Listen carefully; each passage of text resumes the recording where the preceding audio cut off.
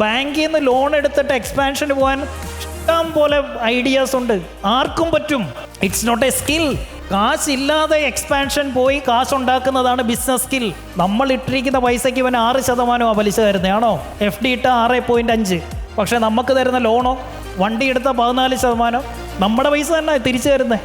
ബാക്കി 8% ഇവിടെ പോയി. ക്രെഡിറ്റ് കാർഡിന് 36%, എഡ്യൂക്കേഷൻ ലോണിന് 14%. ഒറ്റ കാര്യത്തിലേ ഉള്ളൂ 6%. കല്യാണം കഴിക്കാനുള്ള ലോണിന് 6%. അത് അവിടെ തലപ്പത്തിരിക്കുന്ന ഏതോ അവൻ പ്രാഗി, അവൻ ഞാൻ മാത്രമല്ല എല്ലാവനും അനുഭവിക്കട്ടെന്നും പറഞ്ഞെങ്ങാണ്ട് അനുഭവിച്ചിരിക്കുന്ന പേഴ്സണൽ ലോൺ 50,000 രൂപ കല്യാണം കഴിക്കാൻ 6% പലിശ. കാശ് ചിലവാക്കാതെ എക്സിസ്റ്റിംഗ് റിസോഴ്സുകൾ ഉപയോഗിച്ചുകൊണ്ട്, എക്സിസ്റ്റിംഗ് വണ്ടി ഉപയോഗിച്ച്, എക്സിസ്റ്റിംഗ് വെയർഹൗസ് ഉപയോഗിച്ച്, എക്സിസ്റ്റിംഗ് പ്രൊഡക്റ്റ് ഉപയോഗിച്ച്, എക്സിസ്റ്റിംഗ് സപ്ലയറെ ഉപയോഗിച്ച് എങ്ങനെ എനിക്ക് മറ്റൊരു മാർക്കറ്റിലേക്കൂടെ കയറാം, അതാണ് എക്സ്പാൻഷൻ.